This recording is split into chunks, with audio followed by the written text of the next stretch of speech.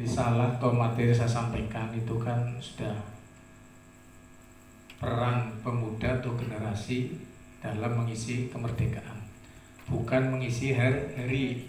Kalau ini kegiatannya mengisi hari kan gitu ya. Nah, di situ lebih mendalam ditekankan kepada mengisi kemerdekaan. Ya. Makanya ada 5 langkah, 5 poin. Itu diantaranya nomor 1, penekanannya adalah generasi itu harus punya modal, punya kemampuan. Sudah barang tentu kemampuan untuk mengatasi kemiskinan, kebodohan, pengangguran dan lain adalah harus memiliki ilmu. Harus memiliki ilmu. Baik ilmu agama maupun ilmu pengetahuan. Ilmu seperti saya contohkan, saya orang pesantren, saya santri, tapi tidak hanya menggali ilmu-ilmu agama. Di pondok saya sekolah kan begitu. Ini supaya dipadukan. Jadi kalau dipadukan maka punya wawasan yang universal. Universal. Jadi modalnya adalah ilmu. Saya memberikan modal pada anak-anak juga adalah ilmu. Sejak SD anak saya semua ditaruh di pondok pesantren. Modal utama adalah ilmu. Punya ilmu itu sebagai modal dasar. Semua di pesantren ketika sudah berpikir punya akidah yang kuat supaya tidak menyimpang daripada akidah yang dianut atau diamalkan oleh orang tuanya. Semua dari SD, semua pesantren. Tapi setelah pesantren ada yang masih sampai ke SLTA di pondok, ada yang SLTA-nya di rumah. Ya. Yang pertama sampai ke UIN juga di pesantren, yang kedua sudah insya Allah cukup dari pesantren, saya sudah bisa agamanya, bisa baca. Dan saya walaupun di pesantren, khatam Qur'annya adalah di Hasyim Asy'ari semua, di Kidulong ya. Jadi dari anak pertama, kedua, karena TPG itu khatamannya di sana. Saya antar semua ya. Karena kebetulan anak saya putri-putri ini. Untuk memberi modal pada anak juga adalah ilmu. Yang kedua kebetulan, yang pertama ya karena sudah model ilmu, anak saya tidak nganggur, tidak miskin ya, cukup-cukup saja kan begitu akhirnya ya, sudah bisa kreatif gitu ya. Setelah tamat tidak diarahkan orang tuanya silakan pengennya apa ya, ini yang mencari sendiri ya, walaupun bukan dagang juga kadang-kadang sekarang malah yang bedakan sebagai adalah ilmu. Saya modali kalau sudah punya ilmu, punya akhlak yang tinggi ya, kejujuran itu adalah kunci untuk segala-galanya. Ilmu agama, ilmu kepatuhan dikuasai ya. Anak yang kedua pulang dari pondok, tamat sanawiyah, masuk ke SMA Negeri 1. Ya sudah jauh lah di kelasnya Mas Haryono, jauh. Malah di kelasnya Mas Pak Lurah ya, jauh. Ketemu Pak Lurah dikira bukan anak saya gitu ya. Setelah SMA 1 masuk kuliah ya. Di sana di UGM sampai sekarang, sampai S2 di UGM ya. Ya karena ilmu ya, karena punya ilmu, punya kemampuan. Sehingga masih sampai S2 di UGM, dia sudah bisa nyambi, kan tidak nganggur. Namanya bisa mengatasi karena modalnya punya ilmu. Dia sambil S2 sambil mengajar di UIN. Ya, di UIN Sunan Kalijaga di bidang biologi karena dia fakultasnya fakultas sains ya, jurusannya biologi. Itu seperti itu. Jadi maka di sini kunci untuk mengatasi kemiskinan, penganggur bodohan adalah harus punya ilmu. Ilmu sebagai modal dasar. Baik ilmu agama maupun ilmu pengetahuan. Yang saya harapkan, makanya sering saya memberi saran-saran, Mas Yaskur sering konsultasi pemuda, ilmunya dulu yang digali. Urusan rezeki yakin Allah akan menjamin. Yarfa'illahu alladziina aamanu minkum walladziina utul ilma darajah. Kalau kita sudah yakin, termasuk saya dari dulu, kiai saya ya mengajari, yakin aja dengan kalimat Allah. yarfa'illahu alladzina amanu minkum walladzina utul ilma darajat. Saya jadi guru, saya tadi awal tak ceritakan, tidak melamar, tidak seperti sekarang harus melamar mondar-mandir. Saya jadi di SMA 2 juga tidak melamar, ditarik oleh pengawas. Ke kantor juga tidak melamar, semua ditarik. Karena saya yakin modalnya adalah sudah menguasai ilmu, itu aja. Kalau sudah punya ilmu, akhlak, prioritas adalah akhlaknya diutamakan. Kejujuran, dengan siapa saja berlaku jujur. Sehingga saya dengan siswa, dengan guru, dengan lingkungan semua, karena saya pengen menjadi uswatun hasanah, kepengin menjadi sumber moralitas yang dicontoh oleh anak buah, anak murid, dan menjadi orang yang tanggung jawab terhadap moralitas. Itu yang saya tanamkan. Punya anak buah pala ewi, punya anak buah penyuluh. Tadi saking banyaknya kan tidak menyebut Bu Hajah Azizah sebagai sekarang sudah mitra ya, anak buahnya semuanya ya. Jadi sudah tahu karakter. Jadi kalau sudah ilmu itu yang dimiliki dan diamalkan dengan baik, punya wawasan rahmatan lil alamin, bukan hanya untuk lingkungannya sendiri, supaya berguna di mana-mana. Tadi kan diperkuat ya, supaya bermanfaat di mana-mana, tidak harus di sini. Jadi pandangan saya yang di sini memberikan kepada generasi, kepada pemuda, jangan bosan-bosan mencari ilmunya. Sampai saya punya anak 2 mau anak 3 kan saya masih belajar terus. Ya, saya kuliah S2-nya kan sudah tahun 99 ya, akhirnya sampai pada tahun 2000. Kuliah lagi karena ya ilmu.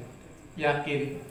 Kata dosen saya, Kiai Babakan Lebasiu yang almarhum menyampaikan, memberi buku banyak pada saya, tuntutlah terus ya.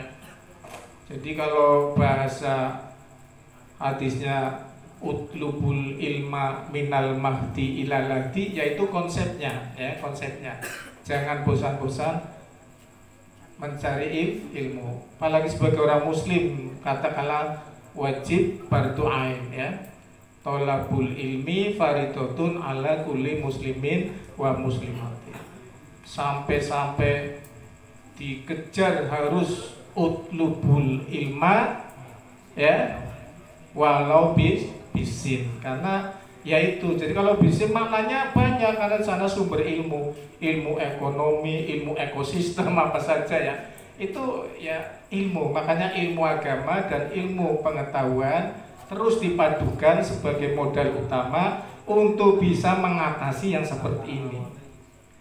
Mau mengatasi bagaimana kalau tidak punya modal ilmunya, kan begitu.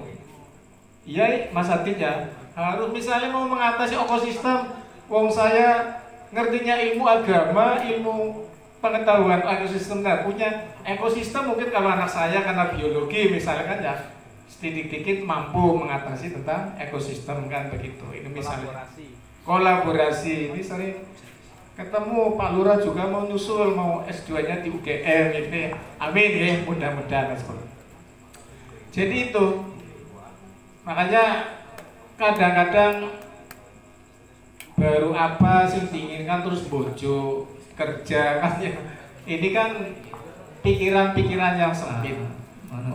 Lebih disingkat lagi Bapak ya, waktunya tidak kemana. Lebih saya tegaskan kepada untuk mengatasi menjadi pemuda berperan, kuasailah ilmunya ya, ilmunya dulu yang kita kuasai. Kalau ilmunya sudah dikuasai, dipegang, bisa mengatasi yang disebutkan tadi, gitu ya. Jadi sementara itu jawaban dari kami, dan kita sebagai orang beriman harus yakin apa yang disampaikan oleh Allah, yarfa'illahu alladzina amanu minkum walladzina utul ilma darajah, akan diangkat derajatnya. Seperti itu. Saya dulu, ibu saya harapannya bisa ngimami sholat tarawih, bisa khutbah sholat Jumat sebagai. Kenapa saya di pondok jadi santri, bisa tiba-tiba jadi pejabat 14 tahun ya, tapi tidak pernah ada masalah-masalah kaitannya tadi apa KKN, apa korupsi, apa-apa ya. ini alhamdulillah anak buahnya juga semua mendukung ya, karena untuk tidak ada masalah. Itu yang sementara saya sampaikan. Jadi biar lebih ya. Yang pertama penekanan pada ilmu. Ya di situ ya harus mampu ilmu. Yang kedua di sini kan sudah ada 5 poin ya. Yang kedua kepada persatuan dan kesatuan. Jadi tadi kalau kedua biar aja langsung nanti biar sampai jam 12 sudah papong, saya udah biasa ya itu. Siap, makanya nggak urusan tua gitu kalau di diskusi udah biasa ya. Ya. Yang kedua itu tekanannya kepada kebersamaan, persatuan dan kesatuan. Ini penting supaya kita memahami arti rahmatan lil alamin ya. Walaupun berbeda-beda tetapi tetap dalam satu tujuan. Saya sering menggambarkan dalam perbedaan. Angka 10 itu bisa diproses dari berbagai metode. Bukan hanya 5 tambah 5 kemudian 10. Model 10 macam metode bisa akhir 10. Maksudnya supaya arahnya ke sana. Persatuan dan kesatuan, kita menghargai siapa saja. Kalau di pinggir ruangan sana masih ada orang beli nomor, angsor aja giri-giri gebrak, biarkan saja ya. Sing penting doanya. Misalkan seperti itu ya, tapi ya. Ada orang masih tetap jualan nomor, kadang-kadang gimana Pak Haji niku? Lah kamu bisa repot-repot, itu gak usah repot-repot gitu aja. Ini supaya memahami hal-hal yang berbeda seperti itu. Jangan dianggap kemudian itu nanti negatif, bertahap ya, nanti lama-lama seperti itu. Yang penting kalau sudah. Kemudian satu lagi yang ketiga ini berkaitan dengan kesehatan tadi ya, artinya pemuda harus sehat. Jangan sampai pemuda sakit ini maknanya bukan hanya sakit fisik ya, tapi kadang-kadang nanti sakit mental ya dan lain sebagainya. Harus sehat. Jadi kalau sudah punya ilmu, punya kesehatan yang bagus ya, apa? Ya dijaga kesehatannya, sering berpuasa sebagai anak pemuda ya. Puasa itu menjaga kesehatan. Walaupun sudah tua kalau sering puasa, ya alhamdulillah. Cek apa gula darah, apa kolesterol, apa asam urat. Ya bagus kan begitu ya Mas Joko ya. Mas Joko mau jadi anak buahnya saya nggak jadi, masalah saya tidak kan. Saya dari Karangmau pengen jadi pegawai Basnas tapi nanti belum waktunya, masih ada ke depan, masih banyak peluang gitu ya. Jadi itu dan seterusnya sebenarnya kalau kita kupas ya banyak sekali ya dasarnya. Saya kira sementara itu saya beri jawaban untuk mengatasi adalah modal utama adalah harus menguasai ilmu. Saya kira itu dulu. Sebelum Pak Lurah menjawab, saya konkretkan dulu ini karena supaya setelah pertemuan ini ada input yang bisa kami catat dan moderator catat. Konkretnya begini. Saya tadi mengerucut pada masalah kemiskinan, kebodohan, dan pengangguran. Kira-kira dari program-program desa yang letupannya itu bisa kami tangkap, ada nggak? Letupan aja, letupan kecil untuk mendukung program itu, kira-kira ada nggak? Terima kasih. Langsung ke pokok jawaban nih, Pak Nadif. Bismillahirrahmanirrahim.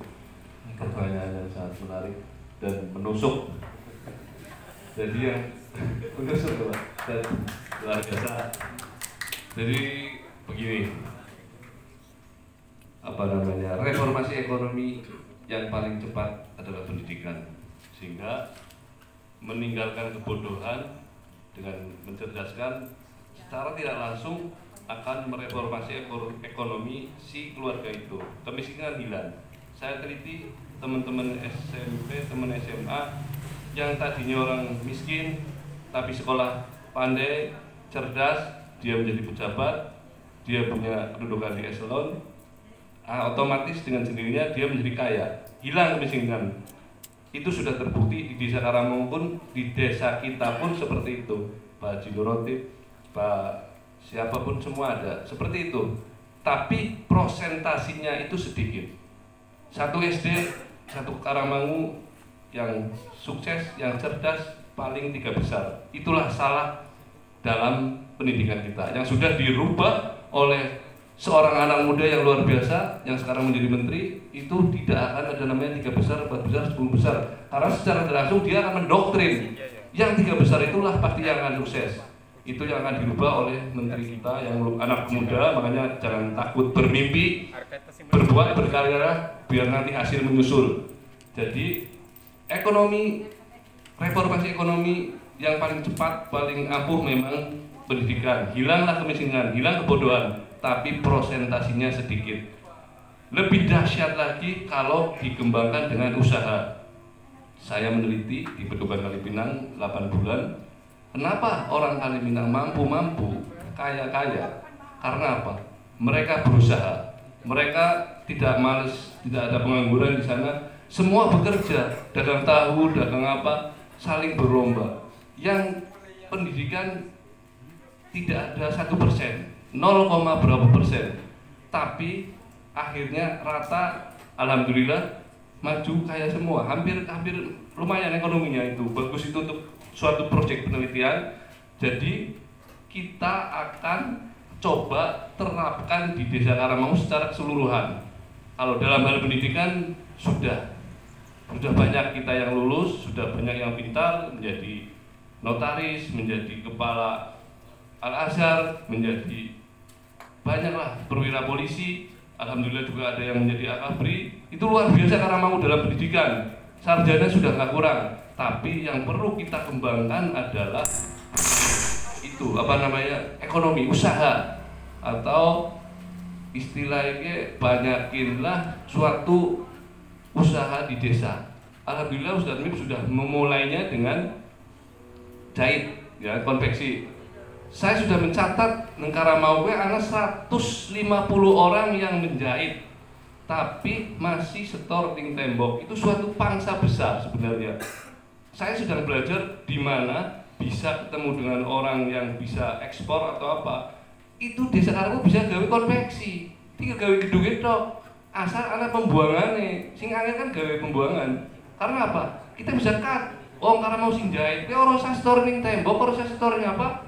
Kelola desa, siapapun yang pengusaha sing gelem Karangmangu asli ngelola, gawe gedung, tokna mesin jahit.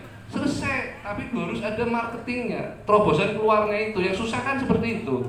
Makanya saya perlu orang Karangmangu yang berpendidikan pun, yang sudah sukses, yang punya jaringan network di nasional, harusnya pulang ke kampung memberikan sumbangsinya dengan seperti itu. Makanya maaf, saya juga kemarin marahin lare anaknya putrinya Pak Nurotin.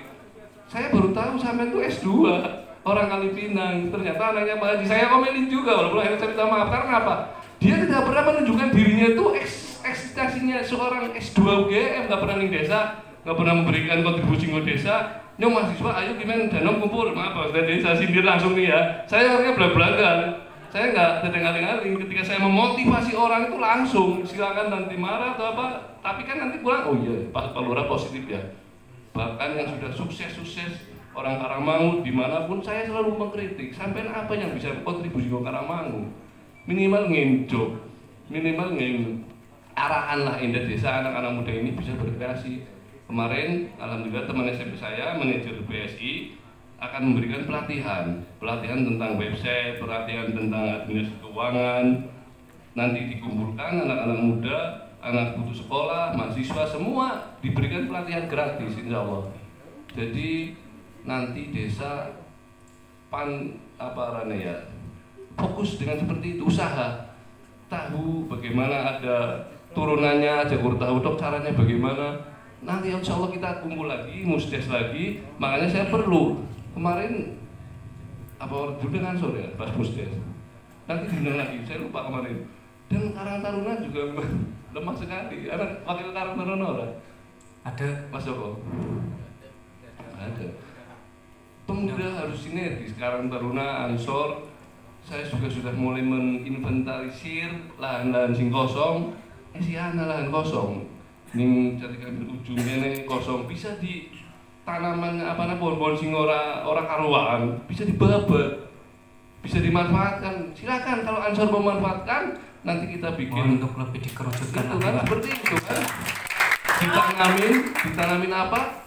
Hasilnya obat Ansor, alhamdulillah kan. Ketika tidak ada yang mau mengambil, Seperti itulah nanti desa akan memfasilitasi pemuda-pemuda.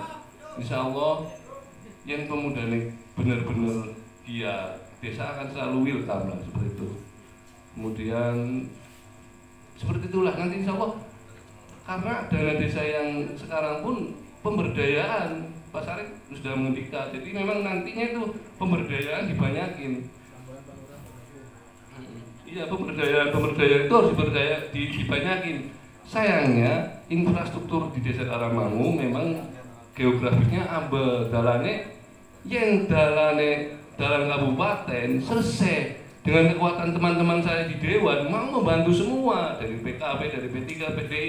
Sayangnya desa Karangmangu sini jalan kabupaten Cijitok. Cara semua jalur kabupaten semua selesai, kita tidak memikirkan aspal, tidak memikirkan talut. Lanjutkan lagi biar lebih. Jadi ini seperti itu. Yang menarik nanti menyambung dengan ekosistem. Ekosistem itu masalah yang luar biasa susah pelik. Mau dijawab langsung apa nanti? Nanti aja. Jadi seperti itu. Jawabannya disingkat lagi. Desa harus ini. Untuk lebih singkat lagi. Tambahan Pak Lurah ini tadi barangkali lebih menusuk tadi yang harus bisa tadi perlu dicatat ada penawaran, ada tanah kosong. Ini kan termasuk cara gitu ya. Jadi nanti yang satu. Kedua, saya beri ide, kalau orangnya sudah sadar, silakan di tingkat desa Karangmangu dibentuklah namanya UPZ, Unit Pengumpul Zakat, Infak dan Sodako. Semua nanti hasilnya dimanfaatkan untuk khusus desa. Sebab kalau Gerisnu dan lain-lain itu kan nasional ya, karena untuk organisasi. Tapi kalau unit pengumpul zakat, infak, sodako bisa nanti hasilnya dikelola untuk lingkungannya sendiri. Itu barangkali ide nanti cara mengatasi yang tadi juga disampaikan. Ini monggo mumpung ada Pak Kepala Desa, karena nanti kalau tingkat desa sudah barang tentu nanti bisa ketuanya Pak Kepala Desa, bisa ketuanya BPD ya. Jadi ini ada Undang-Undang Nomor 23 Tahun 2011 ya. Karena mestinya juga sosialisasi untuk tingkat desa, ada UPZ, camatan, tapi ya kembali memang ini sudah alami sih ya, namanya COVID kan di mana-mana dunia ya. Makanya monggo ini solusi alternatif. Kalau angsornya siap, NU-nya siap, coba satu desa di Karangmangu dibentuk UPZ ya, UPZ, Unit Pengumpul Zakat, Infak dan Sodako. Insya Allah hasilnya nanti mana yang miskin? Karena apa? Kalau zakat tetap sesuai dengan asnaf pada mustahik, tetapi yang lebih netral adalah infak dan sodako. Dan nanti pengelola kalau infak sodako bisa memperoleh 20%, ada undang-undangnya. Kalau zakat 12,5% ya, atau seperti-8-nya. Ini ide barangkali solusi kalau nanti mumpung ada Pak Kepala Desa bisa membentuk alternatif seperti itu. Saya kira itu ya gagasan. Jadi kalau bisa dibentuk nanti akan bisa membantu gitu. Terima kasih. Terima kasih. Mungkin itu ya tadi jawabannya. Ada yang bisa usulan tadi UPZ, mudah-mudahan bisa ditindaklanjuti dari desa. Langsung melanjut untuk meningkat waktu. Mau nanti dari narasumber jawabannya lebih mengerucut langsung ke inti jawaban biar untuk menghemat waktu karena sudah malam sing magic penonton serta ya. Untuk pertanyaan yang kedua dari Mas Adit, yaitu kaitannya dengan ekosistem. Mas Adit sudah curhat ke BPD, sudah curhat ke Pak Lurah. Itu bagaimana untuk menanganinya? Mohon untuk lebih cepat jawabnya dikerucutkan langsung ke BPD dulu wis Pak. Ke Bu Iva dulu itu. Ya, terima kasih. Ya, tadi pertanyaan dari Mas Adit tentang keluh kesah ekosistem ya.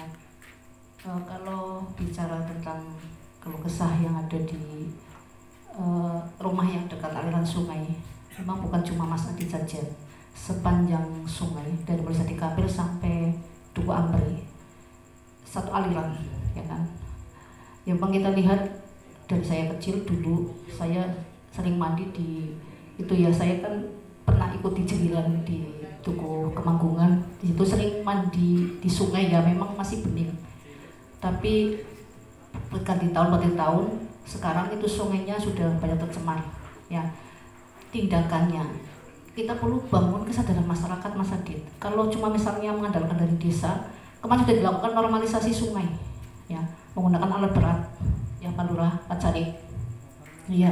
Tapi kalau masyarakat tidak sadar membuang limbah atau sampah ke sungai, timbul masalah baru. Terus nggak pernah ada solusi seperti itu. Normalisasi sungai itu pas kapan? Dikerukkan. Yang pas keruk. Itu iya. adanya pelebaran. Iya, itu salah satu cara mungkin dari tindakan itu dari PU ya. Lalu nanti bisa dijelaskan. Intinya begini, Mas Adit, masalah ekosistem itu kan dari masyarakat langsung. Iya, benar. Kalau misalnya masyarakat tidak sadar, ya susah. Misalnya dengan ngomongin tanggane, kalau buang sampah sembarangan, limbah, ada penampungan, ya seperti itu. Tapi kan dari aliran sungai yang dari sana arahnya ke sini semua, di sana sama saja tidak sadar, ya timbulnya tetap tercemar seperti itu baunya. Iya. Langkahnya akan seperti mana? Ya langkahnya kita bawa kesadaran masyarakat dulu, ya preventif, ya disosialisasikan ke mungkin tiap RT ya agar woro-woro, dan ini sudah dilaksanakan mimpin-mimpin Mas Adit. Ini kan ada program dari BUMDes, ya Badan Usaha Milik Desa tentang pengolahan sampah. Ya, memang banyak warga yang menolak untuk ikut. Ya, Maaf Bu, alasan. jangan membahas masalah tentang sampah dulu. Iya, ini kan katanya dengan kesehatan, iya, ya kan? Tapi sampah itu kan banyak yang dibuang ke sungai. Iya. Ya, makanya kita ada BUMDes berusaha di desa, biar masyarakat itu sadar membuang sampah itu jangan sembarangan, tapi kita kelola, kita angkut, ya kan? Walaupun bayar tiap bulan seperti itu salah satu cara mengurangi ya beban yang ada di sungai tersebut. Karena saya lihat memang kesadaran masyarakat masih kurang, banyak yang mau sampah ke sungai. Hanya tercemar, limbah dari rumah tangga, comel juga banyak dialihkan ke sungai. Seperti itu. Nunggu Mas Adit biar selesai. Ya. Biar langsung ke istilahnya apa ya, program realnya, rencana. Ya nanti bisa sampai oleh Pak Lurah. Ya, Ya, menurut saya saja. sekian. Oke, terima kasih tepuk tangan untuk Mbak Iva. Terima kasih. Langsung Coba ke saya Mbak bantu ya. Lurah. Coba saya bantu. Saya sudah mengamati, bahkan pas saya baru pulang ke desa dari Jakarta membara, sama kayak sampean, saya duduk di Jati Gambir RT 15, rumah sing paling bibire kali samping, saya muntah karena memang luar biasa baunya. Akhirnya saya muter, penyebabnya apa? Limbah tahu. Kenapa dulu tidak ada? Karena tidak ada yang bikin tahu. Tapi yen ora gawe tahu, ora bisa pada nyolah anak-anak, ora pada bisa nyantuni anak yatim, ora pada bisa naik haji.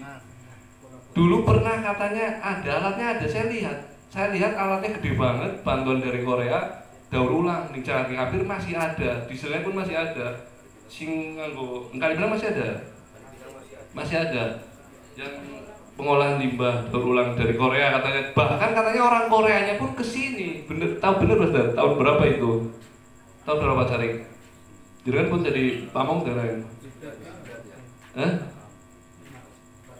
tahun berapa itu kan? 98. Masih ada sisa-sisanya, kompanya, alatnya masih ada, tapi macet. Saya tanya ke orangnya kenapa? Maintenance. Itulah kelemahan orang Indonesia. Orang Korea ketika ada suatu produk sudah memberikan pelatihan bagaimana mengoperasikannya, bagaimana memaintenance-nya, sudah selesai. Tapi orang kita, orang Indonesia, kelemahannya seperti itu, kadang-kadang teledor. Dan tidak disalahkan orang awam, harusnya ada bimbingan dari kabupaten, DLH. Waktu itu DLH harusnya datang terus minimal sebulan sekali ngontrol alat tersebut. Kenapa tidak berfungsi? Langsung ke solusi Pak. Solusinya, Ya. Mas Adit sebagai penggiat lingkungan bikin proposal, saya tanda tangani, saya stempel, kirim ke ITB. Saya sudah ngomong ke anak-anak ITB, anak-anak UI yang lingkungan hidup, biar menjadi penelitian. Saya tantang sekalian. Kalau saya senang ada orang mengkritik, tapi action. Konsep proposalnya saya tanda tangan, saya stempel, saya antarkan lewat surat kepada ITB, kepada UI, ya, kepada UNER. Peneliti-peneliti saya senang ketika ada seperti ini karena nanti ada anggaran dan tertantang. Iya, jadi itulah seperti inilah diskusi, harus ada suatu program solusi. apa itu untuk penelitian seperti rencana darurat, ya, alatnya ya. Itu kan yang masalah alat. Ya, Gini aja, itu nanti masalah teknis itu bisa dibicarakan lagi di masalah cuma itu limbah tahu. Kalau limbah tahu selesai, ada teknologi yang canggih, selesai. Nanti bisa dilanjut teknis, itu bisa main ke BPD atau Kita apa kaitannya desa nggak mampu. nanti Terus bisa terang dilanjut. desa tidak mampu dengan teknologi apapun, tidak mampu. Harus teknologi yang Ya, intinya itu dulu ya Pak ya. Berarti Biasa. membuat proposal, silakan nanti Pak Kepala Desa akan mencoba Memfasilitasi, untuk menyampaikan ke sana. Nanti bisa di belakang bisa bicara dengan BPD dan sebagainya. Mungkin itu saja. Iya. Terima kasih. Nah, tepuk tangan untuk jawabannya. Untuk yang ketiga dari Mas Budi, mohon untuk jawaban nanti bisa lebih mengerucut biar lebih hemat waktu. Mas Budi tanya upaya menghadapi KKN biar tidak ada KKN bagaimana? Kepada siapa Mas Budi? Tadi ke siapa? monggo buat Jija. Pertanyaan ke KN anak muda di Kok BPD katanya? Oh, Pertanyaannya pada siapa? Kepada BPD. BPD. Pertanyaannya kan bagaimana cara mengatasi KKN ya? Se-Indonesia.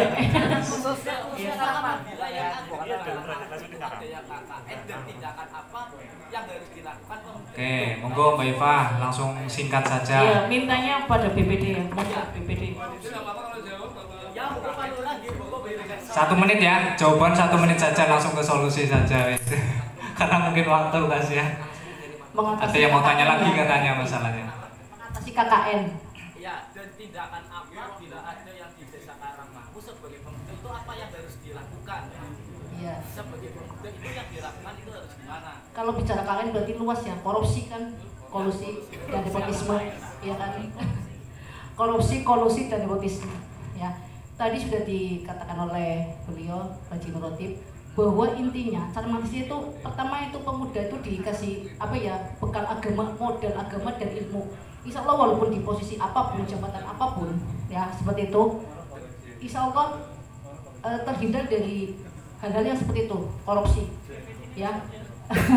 Ya insya Allah BPD juga amanah ya. Ya kami minta doanya semoga kita amanah. Kemudian kalau misalnya panjenengan atau pemuda ada kejanggalan atau misalnya menemukan ada yang seperti itu, ya silahkan ya boleh aspirasinya sampaikan ke kami, konfirmasi dulu ya, ada tabayun lah istilahnya, bisa ke wilayahnya masing-masing. Mas Budi misalnya RT 8 kan nanti pindahnya berarti nanti sama Mas Komari sama seperti itu ya, nanti bisa kita teruskan, kita ke desa seperti itu ya, dimusyawarahkan di tingkat BPD ya begitu. Intinya sudah dapat ya tadi, berarti pendidikan dulu Mas, pendidikan akhlaknya kepada pemuda. Kemudian kalau memang ada kejadian bisa dilaporkan ke BPD untuk ditindaklanjuti. Mungkin itu. Buka satu lagi ya, terakhir. Oh. 1 termin ya, berarti 3 penanya. Tapi mohon nanti untuk jawabannya biar langsung terfokus, langsung mengerucut ke solusi. Oke, niku. Pertama, oh ya perwakilan perempuan juga siapa?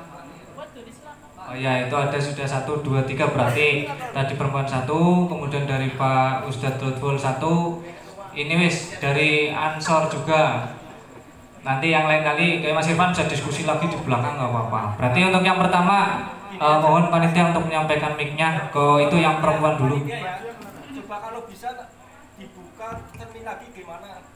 Setelah termin ini kemudian dibuka lagi. Oke, tapi tadi ada usulan 1 termin lagi, tapi jawabannya tadi katanya langsung solusi 1 menit saja. Langsung saja berarti langsung ke inti. Ya ini langsung mengenalkan diri ya, Mbak. Iya, langsung gelem apa ora? Aduh, ada sangar jadi ini. Ya, monggo perkenalkan dulu Mbak. Selamat langsung menuju ke pertanyaannya. Ya, saya Ufiatun dari RT 7. Tadi kan Ibu Info kan menjelaskan tentang pengelolaan dana desa ya. Apakah tugas dari PPD hanya mengawasi Pemdes dari segi keuangan atau menyeluruh mencakup semua proker Pemdes ya. Atau kinerja Pemdes yang lain, misalnya kinerjanya kedisiplinan. Sebenarnya kan kedisiplinan itu kan tanggung jawab masing-masing. Tapi pernah saya ada keperluan ke sini, terus sudah waktu jam kerja tapi kosong, nggak ada Pemdes. Ada jam 9 saya balik lagi, jam 9 nggak ada. Tahu nih ya Bapak, periodenya Bapak betul.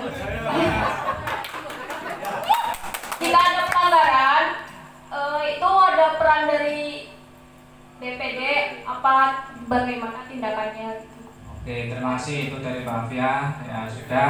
Kemudian yang kedua dari Pak Ustadz Lutful, monggo. Dari panitia, monggo itunya mic-nya, tolong. Langsung saja, monggo. Assalamualaikum warahmatullahi wabarakatuh. Pada pertanyaan yang akan kami sampaikan berkaitan dengan judul peranan pemuda dalam mengisi kemerdekaan. Yang ingin kami sampaikan, yang pertama, setelah adanya pelaksanaan ini, Medan Bareng Pemuda, berarti kita sudah ketahui bersama potensi pemuda-pemuda yang ada di Desa Karangmangu ini sangat menakjubkan. Keberhasilannya sudah diakui oleh kita semuanya. Pemaparan dari Pak Haji Nuroti, pemaparan dari Pak Haji Nuratiza, pemaparan dari Famirati, Pak Lurah itu sendiri sudah mengegolkan penyampaian pemuda Desa Karangmangu memiliki potensi yang sangat luar biasa. Kalau kita bisa dikembangkan lagi, ini tahun depan 2021 akan lebih maju lagi pemuda di Desa Karangmangu dalam rangka membangun daripada Desa Karangmangu. Oleh karena itu, berikan kesempatan kepada pemuda, pada umumnya pemuda Desa Karangmangu, khususnya GP Ansor yang sudah peran aktif di masyarakat. Berilah aspirasi pemuda kita untuk menyalurkan bakat minatnya melalui musyawarah desa. Pemuda diberi satu peran, diundang. Apa keinginannya pemuda? Dalam rangka untuk membangkitkan pembangunan di Desa Karangmangu. Kemudian kalau bisa syukur, ada ruang khusus, ada ruang pemuda diberi ruang untuk dianggarkan oleh pemerintahan desa agar pemuda dengan adanya sumber keuangan yang ada bisa mengolah yang asalnya pemuda nganggur bisa mendapatkan satu pekerjaan, sehingga dengan adanya aspirasi dari pemuda yang disampaikan kepada desa, dengan adanya ruangan yang diberikan khusus kepada pemuda, insya Allah pemuda kita 2021 akan lebih maju. Cukup sekian. Assalamualaikum warahmatullahi wabarakatuh. Waalaikumsalam warahmatullahi wabarakatuh. Oke, yang ketiga Mas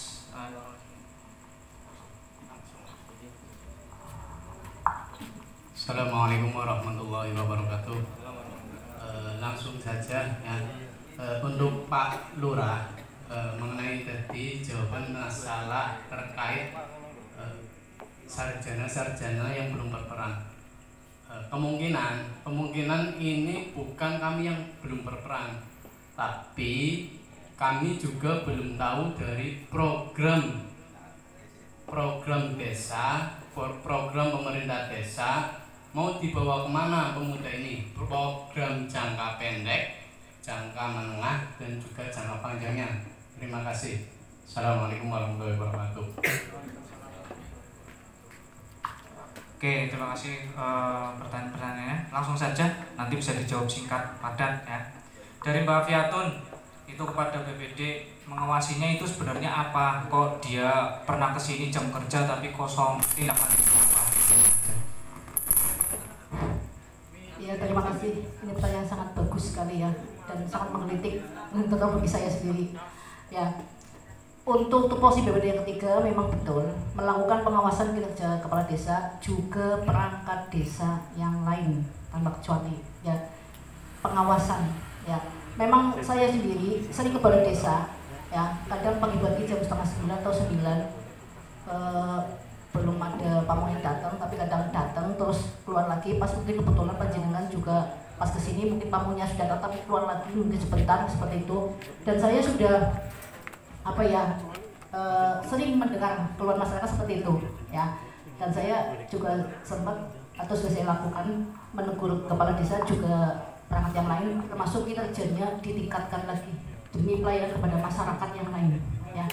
Jadi kami di sini hanya bisa mengawasi, masa tindak lanjut berikutnya itu nanti ada tindakan tersendiri ya, itu bukan wewenang dari kami intinya cuma pengawasan kepala desa, kinerja kepala desa juga perangkat yang lain ya. Intinya ketika ada keluhan dari masyarakat kami sampaikan langsung ke yang bersangkutan, kemudian kami beri masukan seperti ini seperti itu ya, biar ke depan atau tahun berikutnya itu lebih baik lagi ya. Sedikit menambahkan masalah kinerja atau jam kerja perangkat desa itu tidak hanya di Karangmangu. Saya sudah meneliti, lagi-lagi saya suka meneliti Pak orangnya Mas. Saya meneliti di desa lain pun seperti itu. Karena kenapa? Ketika saya tanyakan, harusnya fair. Kelurahan dan desa beda. Kelurahan buka jam 8, selesai jam 2 kan, kadang-kadang jam 3 lah. Tapi overtime itu tidak pernah diganggu-gugat. Orang kelurahan, warga kelurahan datang ke rumah pamong atau ke balai desa di atas jam itu. Tapi ketika di desa, pamong desa itu open house 24 jam. Saya luar biasa salut. Bukan saya membela loh, tugas saya membela memang, tapi dalam ini memang harusnya fair. Kadang-kadang jam 9 malam cari saya digedor, pamong saya digedor, jam 10 malam saya juga kadang-kadang memberikan masukan kepada warga. Mbok ngesuk tekane aja bengi-bengi melas pamongnya nyong karena kerja lain. Tapi itulah budaya desa. Jadi memang untuk menertibkan secara administrasi secara on time itu perlu kerja keras. Bayangkan jam 8 masuk time, on time, pulang jam 1 lah, pulang ke rumah, digedor lagi. Kasihan kan? Harusnya warga pun mulai tumbuhkan tertib administrasi. Oke, kita on time jam 8, buka, tutup jam 2, jam 3. Yang sore ada di rumah pamong, ada di lurah. Tapi kalau enak seperti ini kan desa bukan kelurahan kan? Apakah ada minta overtime gaji? Nggak ada. Tapi tetap saya giatkan. Saya masuk ke saran-saran kepada pamong on time terus. Minimal ada piket, bahkan sudah mulai dijadwal piket, ada buku absen, siapa yang berangkat jam berapa, pulang jam berapa. Kalau saya memang kadang siang, tapi saya sampai sini jam 2, masih di sini jam 3, jam 4, kadang-kadang masih standby. Kalau on time jam 8, memang saya belum bisa, nanti saya usahakan, karena kerja saya pernah berpikir juga, ada kepala desa yang seperti itu, karena disiplin berangkat dari aparat tentara, dia on time jam 8, duduk di balai desa sampai selesai. Tapi dia tidak pernah berpikir untuk memajukan desa, untuk inovasi desa itu nggak pernah. Cair saja duduk sebagai seorang kepala desa, duduk melayani, selesai. Tidak pernah ada inovasi-inovasi untuk berpikir. Bisa lebih dikerucutkan lagi Pak. Seperti itu. Jadi intinya, insya Allah kita tetap tertibkan. Mungkin peran BPD memang harus ada surat ketika ada pamong yang jarang berangkat ke desa, memang harus ada surat menyurat. Seperti itu nanti memang harusnya begitu. Oke, terima kasih atas jawabannya. Itu Pak bisa ditindaklanjuti. Halo, gimana ada tanggapan? Don Sewu, Mas Moderator. Biar saya ini dari tadi pertanyaan ditujukan sama Pak Lurah, sama karena itu bukan fokus saya, ya bukan. Ini hanya sekedar biar saya jawab, bukan jawab tapi ini hanya ini tadi hanya tambahan. Saya mendengar katanya di Kalipinang itu pernah mendapatkan mesin pengolahan sampah. Mesin pengolahan limbah itu untuk pribadi apa untuk desa? Sementara ini memang tahu perjanjian. Awalnya itu tidak tahu. Iya, betul. Informasi yang kami terima itu hanya untuk penelitian. Untuk penelitian. ya menurut saya Nun Sewu ya kan sudah ada barang ya, sudah ada barang, nggak tahu siapa itu pemiliknya ya, kita belum tahu. Nun Sewu mungkin barangkali bisa dari pihak desa untuk bisa memanfaatkan barang yang ada kalau memang dari desa berarti kan dari masyarakat Kalipina mungkin akan lebih bangga sendiri ya, akan suatu kebanggaan kalau dari desa ke sana mencari tahu, dan kalau memang sudah tidak ada tidak bertuan ya, bagaimana kalau dimanfaatkan desa dan dari desa itu untuk mencari tenaga ahli, mencari tenaga ahli untuk bisa memberikan istilahnya ilmunya bagaimana cara mengolah limbah. Kebetulan alatnya sudah ada, itu masih bisa digunakan ataupun belum. Kalaupun masih, kan bisa diusahakan pakai dana desa ataupun dana-dana yang lain ya, dana-dana yang lain untuk bisa diperbaiki dan bisa dimanfaatkan untuk pengolahan limbah terutama di desa Kalipina. Jadi bisa untuk bisa nanti ada bank sampah di khususnya ini biar itu di posnya itu di Kalipina terutama itu yang banyak sekali limbah di sana.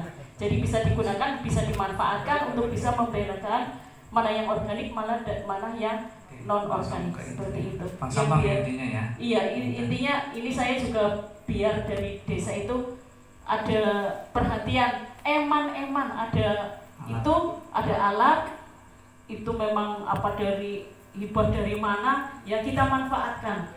Ya. Terima kasih. Assalamualaikum. Terima kasih. Untuk yang kedua yaitu positive full tadi menambahi berarti ya, intinya mohon diberi ruang untuk pemuda aspirasi untuk menyampaikan aspirasi. Jadi setiap musdes atau apa pesan dari beliau untuk melibatkan pemuda. Mungkin itu ya tambahan tadi, beri tambahan ya penutannya. Kemudian yang ketiga yaitu dari Mas Nur Hosidin, yaitu tanya ke Pak Kepala Desa tentang program yang real untuk kepemudaan itu yang sudah ada di desa itu apa saat ini dalam jangka pendek, menengah dan panjang. Mungkin kan sudah sering dibahas di musdesnya. Apakah ada program untuk pemuda? Mohon bisa dijawab sesingkat mungkin. Terima kasih. Bismillahirrahmanirrahim. Dalam hal pemuda, saya sudah sering mengajak pemuda, ayo ikut membangun desa. Masalah program, harusnya setiap anak muda tidak usah nunggu menjadi pasif, tapi dia harusnya tahu program desa yang sedang kita galakan apa. Misalnya dalam hal ini sampah, pengelolaan sampah, pengelolaan nanti limbah lingkungan. Saya juga pengen kali bersih, sampah tertata rapi, masyarakat senyum ramah, itu luar biasa sekali kan. Jadi intinya pemuda itu ikut, jangan pasif, datanglah kepada desa. Apa sih program ada di desa, apa yang bisa saya kerjakan, what can I do?